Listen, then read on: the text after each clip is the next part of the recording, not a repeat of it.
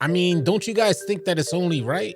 2K players, we have to withstand so many changes, from patches to hotfixes, throughout a 2K annual cycle. And we already know 2K is not going to allow us to respec our whole build, so giving us the option to reset our cap breakers, I think it's the least 2K could do. We about to get into all the details. If any of you guys are new here, consider dropping a like and a sub. Leave your thoughts in the comment section below.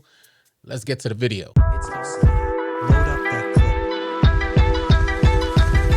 Hey, what's good, y'all? I'm AllCity. As always, appreciate you guys tuning in. Before we get into the first topic, I want to let you guys know I've been running consistently on 2K25, and I've been having fun. We've been running with a lot of players from the AllCity Discord. If you guys don't know, we have one of the largest 2K Discords out there, and you guys are welcome to join. If you're tired of running with randoms and you're looking for players to run with, come on out and join our Discord. It's free to join, and the link will be in the description below. Although I'm having fun playing 2K25, it's not to say that it lacks all the goofiness that I have personally been complaining about since damn near release. I think a big reason as to why I'm having more fun is that I had to change my whole perspective on 2K25. I had to find new ways to create my own fun. I would like to quickly reference this post from Badgeplug. He says NBA 2K25 is beautiful, beautifully broken. He says, I understand it now. And he shares this compilation of highlights from him playing with a dribbling 7-3 center. I reference this next post from Badgeplug. He says, somehow I'm moving even better on day 3 and 4 of the build, learning new combos and making 2K25 fun for myself. You see, ideally, us 2K players wouldn't normally create dribbling 7-3 centers. That is, if we're taking the game seriously. Our intention is to get the game and compete heavily. But it took me damn near 4 seasons to realize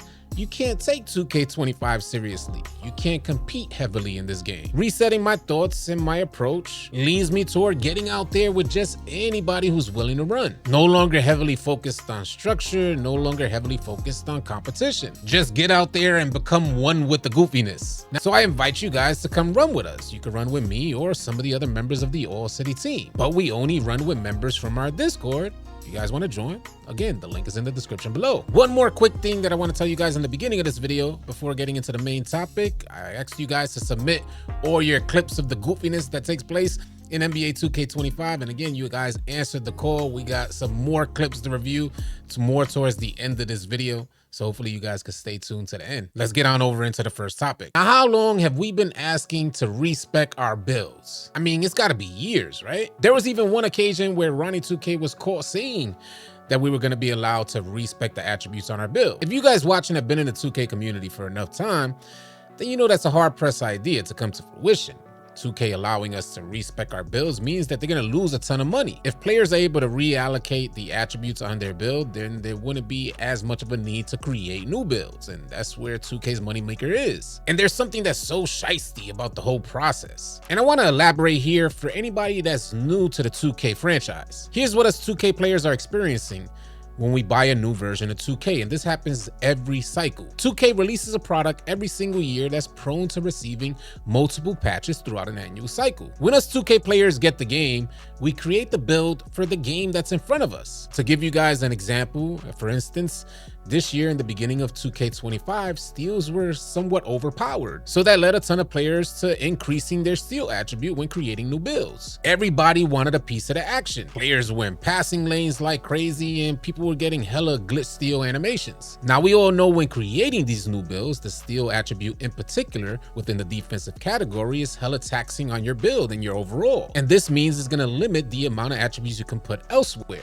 A few patches later, 2K changes the way the steal attribute reacts during gameplay. This means your player is now playing differently. Had you guys known back then that the success rate of steals were going to be changed, maybe you wouldn't have added so many attributes to the steal category. But the problem is that us players, after creating these builds and receiving these patches and hotfixes, changing the game that's in front of us, changing how our build reacts to the new game in front of us, 2K does not allow us to readjust the attributes on our build, and we're left with attributes placed in a category that will prove to be more useful elsewhere after 2K drops patches and makes changes to the game. And the main reason why I find this to be such a shiesty move is because I've been playing 2K for so many years that I remember when we didn't even receive so many patches. With each passing year, we're getting more and more patches, to the point that the game that's released looks completely different by the end of the annual cycle. And for the people that are new to the 2K franchise, it's not different in a good way, it's just really different. for the sake of being different. It's not like the 2K dev team are steadily active, diligently working to make the game better. So these patches and hotfixes seem intentional, putting players in a position to create new builds if they really want to compete online. And for those of you watching who may seem skeptical of this theory, I'll remind you that 78% of Take-Two, 2K's parent company's revenue, comes directly from microtransactions. Those instances where you guys are creating new builds. Those instances where you're getting that new drip. Those instances where you're getting VC. Those instances where you're buying boost. Oftentimes, 2K no longer feels like it's being engineered to simulate basketball, but more so in present day, seeming like it's being engineered to generate microtransactions. This is why I keep stressing to you guys, come on, this 2K dev team has 2.5 decades worth of experience developing this simulated basketball game. Ain't no way they couldn't have known half the stuff that needs fixing. Again, it seems intentional that they drop a game knowing that it's gonna need fixes down the line. It seems like they already know you guys are gonna make new builds upon release. They know they're gonna drop a ton of patches that'll completely change the way your build reacts during gameplay, nudging you guys to in turn make new builds, and the cycle goes on, spending more money. So I say at the very least, being that 2K is not gonna allow us to respec all the attributes on our builds,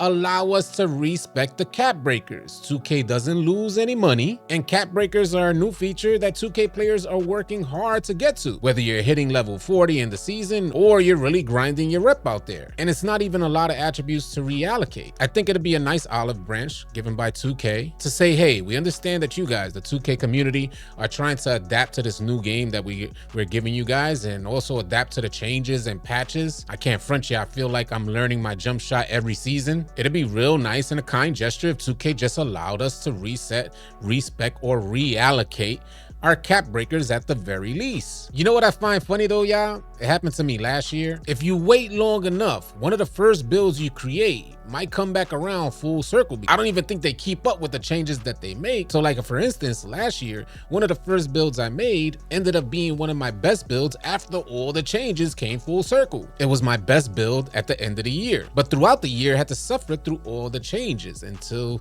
2K dropped a particular change that reinvigorated that particular player build. And it seems like the same thing is happening to me again this year. One of my first builds was the 6'5" dunking build. I had to spend about a season unable to really finish when driving to the rack, while 2K was trying to figure out how to balance finishing. I was hitting all my shots in the beginning of the year. 2K drops a patch, I start bricking, and here we are going into season 4, and now my player build is reinvented. I'm hitting all my shots and I'm damn near dunking on everything. It just sucks that you gotta watch your player build suffer through a season or two. But if you're patient enough, there may just be a light at the end of the tunnel. All right, so moving on to our next segment.